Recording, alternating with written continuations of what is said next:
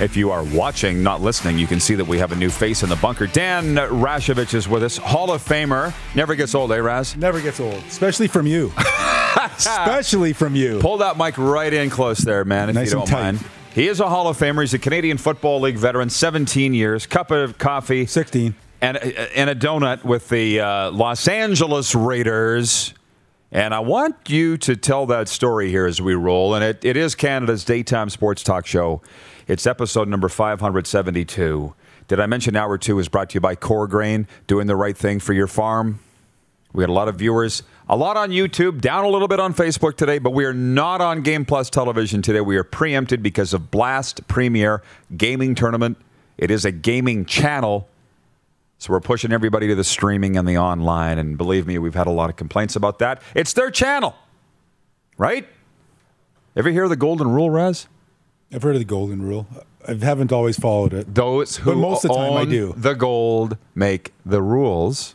And speaking of gold, why did you take your hat off? I liked it. Well, I was a prop. It's one of my It's a prop. It's a prop. Oh, you're saving it? Then put it back down. I was okay. Okay. All right. Gotcha, buddy. Okay. Good to see you, by the way. Great to see you, man. The quick 6 show topics. You guys want to hit the horn again real fast, if you don't mind? This is what we've been talking about today. And a reminder, the always popular Manscaped read is coming up this hour, too. I will warn you if you get queasy talking about us shaving our junk, but the Manscaped ad is coming up this week, so I'm look at you. Number 1, Thursday night football. It is the New York Giants at the Washington football team. What you need to know, 8:20 p.m. Eastern kickoff, 6:20 Mountain. The Washington football team is favored by 3.5 points, even though the Giants have won the last 5 in a row between the two.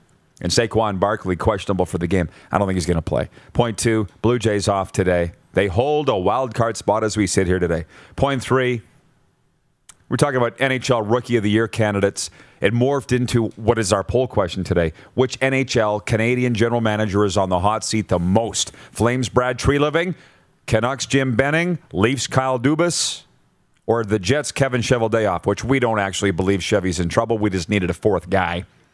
And Brad Treliving and Dubas are kind of neck and neck in this. CFL notes, point 4, still talking about the brawl, Bombers Riders from Saturday as we get ready for the lid lifter Friday night doubleheader. Stamps, Ticats, Riders, Argos. Riders listing Cody Fajardo atop their depth chart today. People think he's going to play. Point 5, college football notes. Dupes has officially picked the Michigan Wolverines as his college football team. Who's yours, Raz? Do you have an American college football team?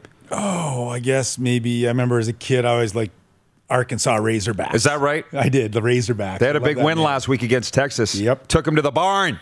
333 yards rushing in that. Rushing alone by the Razorbacks against Steve Sarkisian's. Oh. Hook 'em horns. You played with Sark. I played with Man, Mr. see, we got a lot to get to with Raz here.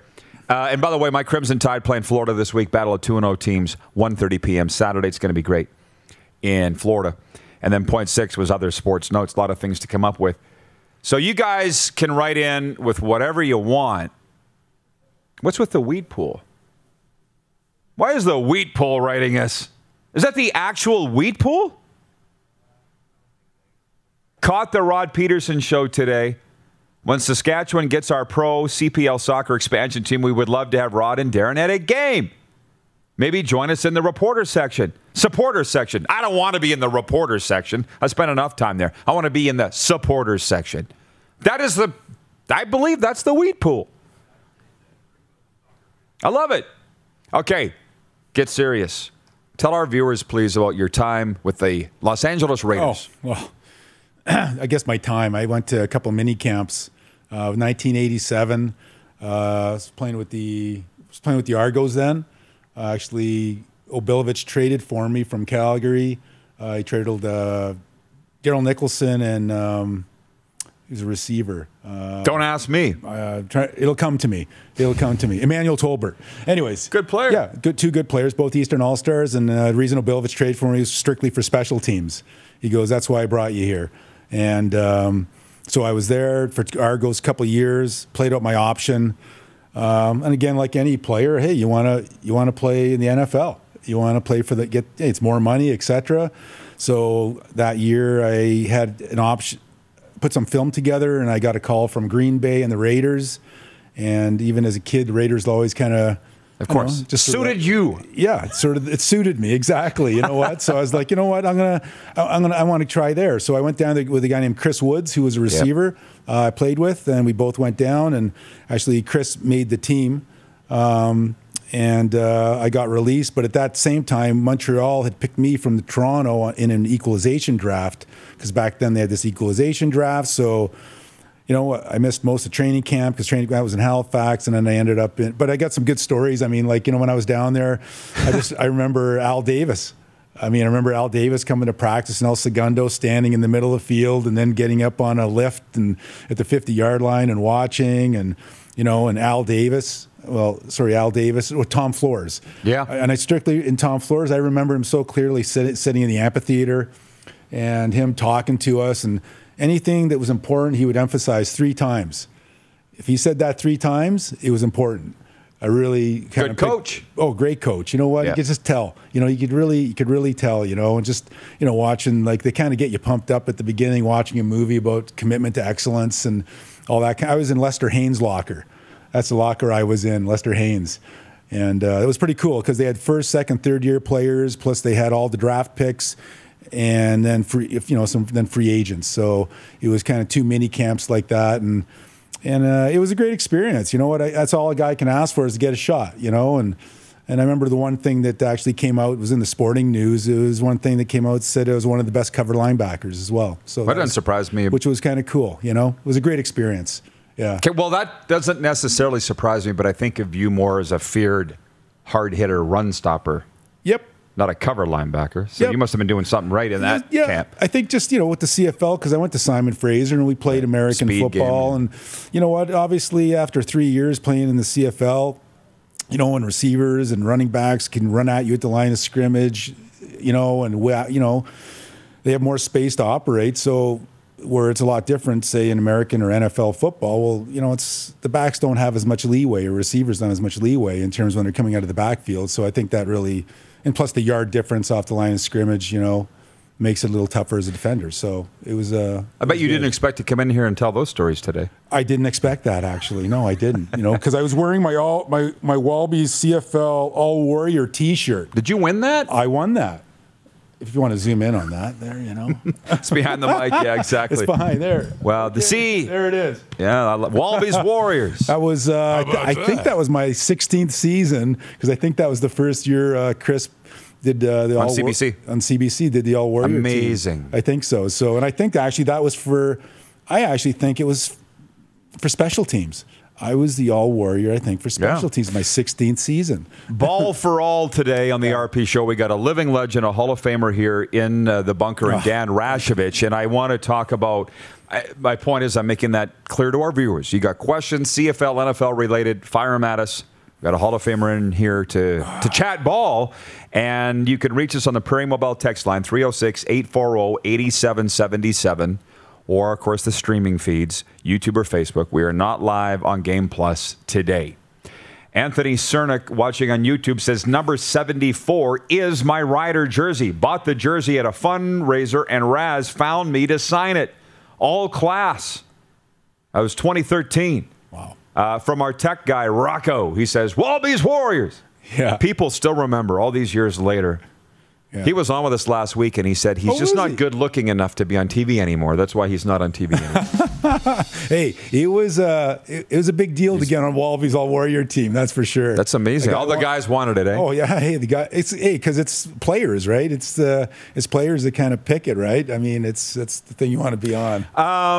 So, yeah, I invite the questions here. David Ice in Winnipeg says Walby knows what he's talking about. He's one of the best analysts there's ever been. Tacona Powley in Winnipeg says, Rod, why not get Bluto on as a guest? We had him on. Pay attention. Come on, you got to watch every single day. Keep up. Yeah. John in Edmonton says, do you think the CFL can survive with all the COVID restrictions put in place for fans? John, not talking about it. Just not. They're playing the games. Leave that up to the investigative journalists. I'm going to watch. Go to the odd game. I'm not digging into that stuff. It's too depressing. James Zylstra is watching on YouTube and says, what's Dan's favorite team in the CFL? Riders. Didn't even have to think about it. I don't have to think about it. You know what? I mean, I'll be honest. I played in Toronto a couple of years because my first 3 years in the league, I bounced around. I played in Ottawa. I was in Calgary for a cup of coffee, back in Toronto for 2 years, Montreal for a cup of coffee before they folded. Then, it was Saskatchewan. So I had a good sampling early in my career, and football matters out here, and that's where you want to play. What's interesting you say that because John Ohm is watching in Winnipeg. He says, Dan, because he's from Toronto. Right. What's your feeling on Toronto? What would you like to see to get more fans in the stands for the Argos? Do you think about that at all? I wonder why there aren't more fans, obviously, in the stands. It seems, obviously, they don't have a problem filling up soccer games, but they have a problem filling up, seats for football. It's 11-11, by the way, everybody. Yeah, it's just, take care of what you're thinking about. It's mind-boggling. I mean, a city or area of 4 or 5 million people, and you can't get 28,000 people in a stadium. I don't. It's hard to know exactly why, and I guess everybody's asking that question. I mean, obviously, you need to get the youth involved, etc. Get the young people, families. I'd have to think about that for a little bit, to come up with a strategy. Well, it's not our job. I mean, I guess there's a chance that maybe if you take your eye off the ball for something and you let it go too long, it does become too late and you can't get it back. I don't know. Yeah. I'm starting to wonder if that's the thing. Like, listen, I got my negative COVID test here, Raz. I'm going to Florida tomorrow, and I'm going to watch the Dolphins, and I'm going to watch the Panthers. I mean, that's what I'm doing. Yeah. Okay, and with this, can the CFL survive? Whatever. There's a lot of people making a lot of money that's paid. That's their job to figure that out. Yeah. Not mine and not his. About what do the Argos need to do? My God. Well, been asking it for 30 years. It's crazy because just down the road, I mean, Hamilton, sellouts. Sellouts. I mean, just down the highway, so. Well, tell me, growing up in Toronto, for you, where was football on your radar? Was it CFL, NFL, university? What got you playing? You know what? It was what got me playing. I got in a fight in school. I got in a fight in school in my homeroom. And next thing you know, that is our history teacher. And he goes, you need to put that energy to something positive. And so, yeah, and then I had a high school buddy who bugged me consistently because I didn't start playing football until I was in grade 11. And my buddy was asking me, hey, come on, you got to come play. And I'm like, no, I don't want to come play. He goes, then he'd go, because my first name actually named, hey, for everybody, my first name's actually Danilo. Right. So he'd go, my friend was from Croatia, and he'd go, Danilo, you must play football for the girls. You must come play. And it worked. And then eventually convinced me to come play football for the girls. And it worked. And it worked. How about that? And you ended up in the Hall of Fame, and and in the National Football League. Yeah, it's been, you look back and I think everybody has stories and experiences, of how you got there and what you did and those experiences. And yeah, it's interesting how everybody's path is different, man. Yeah. Pretty cool. It's cool though. Everybody's got a story. Everybody has a story. Man. Mike Horrigan's watching from the 905. He says, no secret, we big time the CFL out of here. Damn shame. That's the thing. I don't know that you can get it back. But I swear, if Pinball Clemens can't bring him back, nobody's bringing him back. That's their only hope. And I would suggest that it's not over yet. We're not out of COVID yet. So is there ever going to be a post-COVID era? I don't know. I mean, yeah, go ahead. It's amazing how, the attendance and everything, I think, overall in the league is for COVID. I mean, it's amazing, the number of people in the stands and et cetera. I mean, I think it bodes well for the CFL, and I guess I'm seeing a few things, about CFL surviving, et cetera. But, for what it's doing now in this situation, I think is very good. It's pretty good. Yeah. I didn't think they'd survive this far. Yeah. It's pretty good. But I just enjoy the games and talk about survival. It's just not our deal right now. Yeah. No, sure. Hey, we got a couple minutes here. Cody Fajardo listed atop Saskatchewan's depth chart, released today by the team, a day ahead of the Argo game.